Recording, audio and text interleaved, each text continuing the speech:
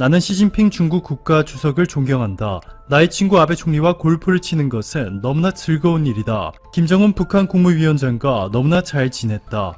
그런데 나는 문재인 대통령을 상대하는 것을 정말 좋아하지 않는다. 한국인들은 끔찍한 사람들이었고 미국이 왜 그동안 한국을 보호해왔는지 모르겠다. 한국은 미국에 돈을 주지 않는다. 최근 한국 사위로 잘 알려진 미국 메릴랜드 주지사 레리 호건이 트럼프가 한 발언을 폭로했습니다. 트럼프의 이러한 발언이 큰 논란이 되고 있는 것은 호건 주지사의 아내 김유미 여사가 자리에 있었기 때문인데요. 김유미 여사는 메릴랜드주의 퍼스트레이디로 지내면서 나는 한국인의 딸이다. 나의 정체성은 바로 내가 한국인이라는 것이다. 라고 외치며 한국 문화를 알리는 데 앞장섰는데 이런 김유미 여사 앞에서 문재인 대통령을 상대하는 것을 정말 좋아하지 않는다. 한국인들은 끔찍했다. 등의 선을 넘는 발언을 했습니다. 이에 남편인 레리 호건 주지사는 트럼프 대통령이 생가에서 모욕을 퍼부을 때 유미는 그곳에 앉아 있었다. 나는 그녀가 상처받고 화가 났다는 것을 알아챘다. 그녀는 분명 그 자리를 뛰쳐나가고 싶어 했을 것이다. 하지만 그녀는 예의 바르고 조용히 앉아 있었다. 라고 전했습니다. 워싱턴 포스트에 따르면 레리 호건은 이 말도 함께 전했는데요. 문재인 대통령이 이날 동영상 메시지를 전달해 주었는데 미국 최초의 한국인 영부인으로서 김유미 씨를 얼마나 자랑스럽게 생각하고 있는지 말해 주었다. 그리고는 나를 한국 국민의 사위라 불러주었다. 이 말은 나와 내 아내에게 아주 큰 힘이다. 이렇게 트럼프와 같은 공화당 소속 주지사조차 트럼프가 한국에 대해 부정적인 발언을 하는 것에 강한 반감을 드러내고 있는 상황인데요. 최근 트럼프 행정부가 주한미군 감축을 협상카드로 한국에서 방위비를 훨씬 더 많이 받아가겠다는 내용이 담긴 극비 문서가 유출됐습니다. 월스트리트저널은 유출된 내용 중에서 얼마나 많은 부분이 트럼프 대통령의 협상용 엄포인지는 알 수 없다. 트럼프 대통령의 주한미군 일부 병력 감축을 포함한 여러 옵션들을 검토 중이다. 최근 독일에서 미군을 철수시킨 것처럼 한국에서 철수할 가능성이 있다 전했습니다. 현재 주요 국가들의 미군 배치 현황을 보시면 일본이 5만 5천 명으로 가장 많고 독일 3만 5천 명, 한국 2만 6천 명 순입니다. 그런데 최근 트럼프 대통령은 독일에 주둔하는 미군을 오는 9월까지 9,500명 감축하도록 국방부에 지시했습니다. 리처드 그리넬 전 독일 주재 미국 대사는 독일 일간지 빌트와의 단독 인터뷰에서 미국 국민들은 다른 나라의 안보를 위해 미국이 너무 많은 돈을 쓰는 것에 반대하고 있다. 독일에는 2만 5천 명의 미군만이 남아있을 것이다 전했습니다. 독일이 미국의 유럽 핵심 거점인 것을 고려한다면 충격적인 결정이었는데요. 이번에는 주한미군 감축 옵션을 협상 테이블에 올려놓았습니다. 지금까지 주한미군 감축은 있을 수 없는 일이라고 일축해온 미국이 이번에 처음으로 실제 행동으로 옮기려 하고 있어 파장이 커지고 있습니다. 월스트리트저널은 한국과 미국이 분담금 문제로 갈등을 빚는 가운데 펜타곤이 여러 주한미군 감축 옵션들을 마련한 뒤 이를 백악관에 보고했고 트럼프 대통령이 검토하고 있다 전했습니다. 펜타곤은 미국 국방부의 본청 청사로 미국 국방부가 실제로 주한미군 감축과 관련해 구체적인 계획안을 트럼프에 전달한 것은 이번이 처음이라 더더욱 충격을 주었습니다. 자, 그런데 트럼프 행정부의 이러한 결정에 미국에서조차 벌써 심상치 않은 반발이 나오고 있는데요. 월스트리트저널은 동아시아의 화약고인 한국에서 미군을 일부라도 철수한다면 그것은 전 세계의 미군이 얼마나 약한지를 알리는 신호로 울려 퍼질 것이다 보도했습니다. 미국 방송 보이스 오브 아메리카에 따르면 애덤 스미스 미국 하원 군사위원장은 한반도에 미군이 주둔하는 것은 한국의 호의를 베풀기 위한 것이 아니다. 미국과 한국 양국의 상호 이익을 바탕으로 결정한 일이다. 라며 트럼프 행정부가 한국의 분담금을 더 내게 하려고 몰아붙이고 있는데 나는 그런 행동을 지지하지 않는다 전했습니다. 그리고 무엇보다도 코로나19 사태 이후 한국의 글로벌 입지가 급속도로 팽창하면서 WTO 사무총장의 유명희 본부장이, OECD 사무총장에는 강경화 장관이, WHO 사무총장에는 한국의 정은경 본부장이 될 가능성이 높아지고 있다는 소식들이 쏟아져 나왔고 심지어 미국 내에서조차 한국의 코로나19 대응과 그린 뉴딜 경제 정책을 배워야 한다는 의견들이 쇄도하고 있습니다. 이에 한국에서는 오히려 미국이 과도한 인상을 요구할 경우 주한미군을 과감하게 감축해야 한다는 역제안의 무게가 실리고 있어 트럼프 행정부에 충격을 주고 있는데요. 미국 입장에서 협상의 히든카드인 줄 알았던 주한미군 감축 옵션이 현실에서는 한국의 강력한 협상카드가 되어버린 것이죠. 홍현익 세종연구소 수석연구원은 최근 현재 미국이 과도한 방위비 인상을 요구하고 있다. 향상된 한국의 국방력을 감안한다면 현재 주한미군 병력은 과다하게 배치돼 있다. 28,500명 중에서 1만 명 정도는 감축해도 좋다고 미국에 제안할 수 있다 전했습니다. 그렇게 되면 미국은 당장 한국에서 철수한 1만 명의 미군을 위해 3,600억 원이 넘는 금액을 매년 지출해야 하고, 이들을 다른 해외 국가에 이동 배치하지 못할 경우 미국 내에서 이들이 생활 및 훈련할 시설들에 추가로 막대한 자금을 쏟아부어야 합니다. 주한미군 철수가 곧 미국의 지갑에서 수천억 원이 갑자기 빠져나가는 것을 의미하는 것은 그저 빙산의 일각일 뿐이고, 미국 입장에서 더 두려운 것은 중국과의 패권 경쟁에서 이기기 위한 미국의 인도태평양 전략이 실패할 수 있는 데다가 미국이 전혀 힘을 쓰지 못하고 있는 인도아시아 태평양 지역에서 신남방 정책과 신북방 정책을 통한 눈부신 성과로 떠오르는 태양이라 불리고 있는 한국에 도움을 더 이상 받지 못할 수 있다는 것입니다. 우선 갤럭시 노트 20 등 스마트폰 신제품 출시와 TV 가전 부문의 펜트업 수요가 폭발하고 우려했던 또 반도체 부문도 기대 이상 선전해 주면서 2년 만에 최고 실적을 올렸는데요.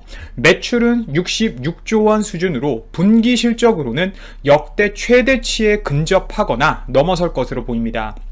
실제 삼성전자 측에 따르면 3분기 연결 기준 잠정 실적을 집계한 결과 12조 3천억 원의 영업이익을 기록했다고 8일 공시했습니다. 이는 10조 원 초반 정도로 예상됐던 시장의 전망치를 크게 상회하는 수준인데요.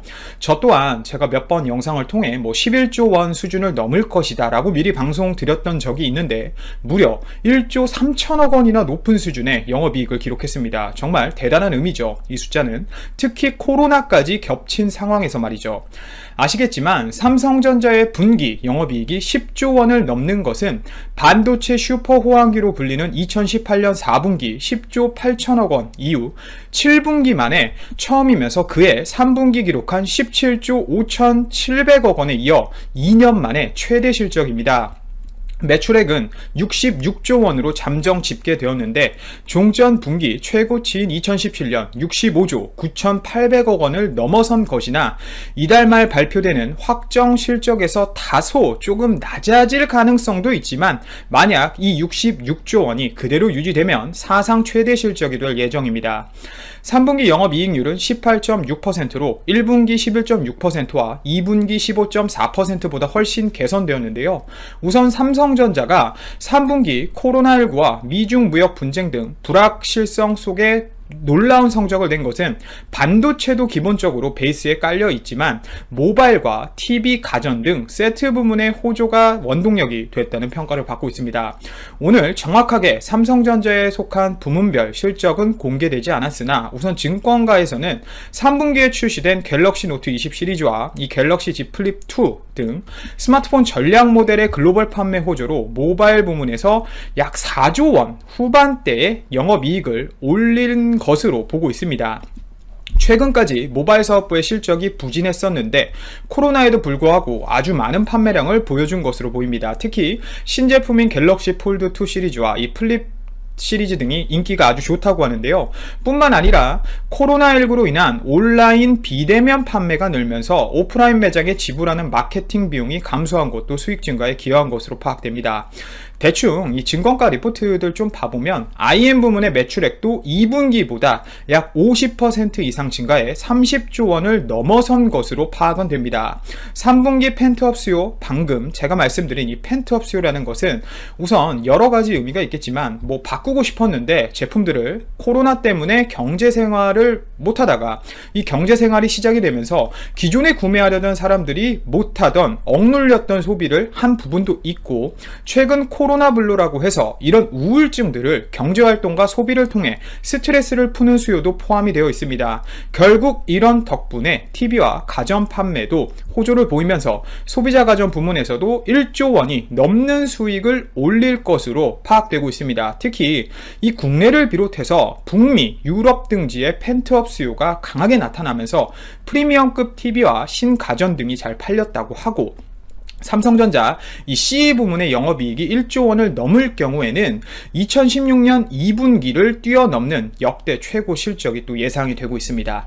그리고 가장 관심이 많으신 부분이죠. 이 드디어 반도체 부문입니다. DS 부문인데 우선 반도체는 당초 서버용 메모리 수요 감소와 가격 하락으로 상반기보다 부진할 것이라는 이 예상과 달리 2분기 5조 4,300억 원의 영업이익과 비슷하거나 오히려 약간 높은 실적을 올릴 것으로 파악이 됩니다. 우선 그 이유에 대해 제가 말씀드리면 서버 업체들의 재고 증가로 서버용 D램 자체 가격은 하락했지만 코로나19로 인한 언택트 수요로 PC 수요가 늘었고 게임 많이 하시죠.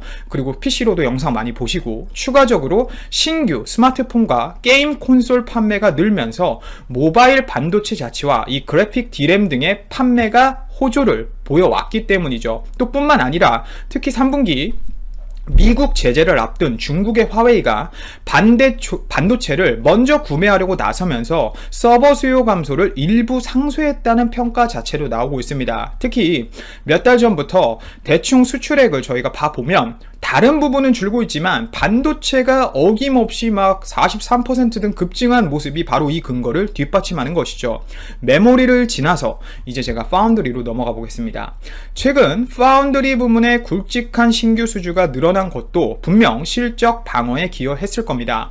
기존의 대형 고객사죠. 이런 삼성의 퀄컴뿐만 아니라 IBM 제품을 또 수주하면서 7나노 EUV 공정을 활용해 생산한다는 소식도 있었고 최근에 알려드렸지만 이 엔비디아 그래픽카드 RTX 시리즈 제품에 들어가는 GPU를 삼성전자가 이 엔비디아사의 RTX 시리즈를 전량 수주하면서 삼성전자 파운드리의 위력을 보여주었는데요. 특히 이 RTX 시리즈 같은 경우는 삼성전자의 8나노 공정을 활용했는데 직전 제품 대비 성능적으로 최대 40% 이상 상승된 결과를 보여주고 있고 세계 여러 나라들의 게이머들에게 아주 좋은 평가를 받으면서 엔비디아 측에서는 당장 재고가 없어서 못 팔 정도로 잘 만든 그래픽카드라고 평가받고 있기 때문에 삼성전자가 당분간 엔비디아의 이 RTX 시리즈를 생산하는 동안은 이 파운드리가 물량면에서는 앞으로 당분간 크게 모자람이 없을 것으로 예상이 됩니다.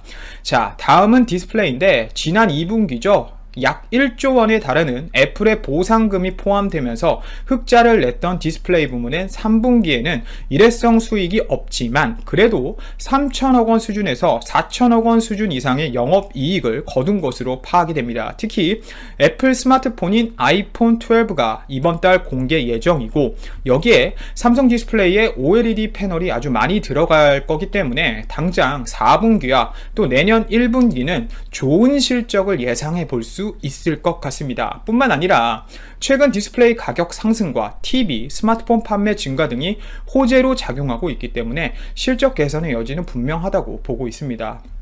그리고 우선 코로나로 인해 정말 힘들었을 텐데 삼성전자가 분명 어려운 상황임에도 불구하고 3분기에 방금 말씀드린 것처럼 아주 좋은 실적을 거두었습니다. 12조 3천억 원이면 정말 엄청나네요. 이러나 저러나 대한민국을 대표하는 자랑스러운 기업임에는 분명하고요. 잘한 부분에 대해서는 분명 잘했다고 칭찬을 해주어야 된다고 생각합니다. 박수 한번 치시죠.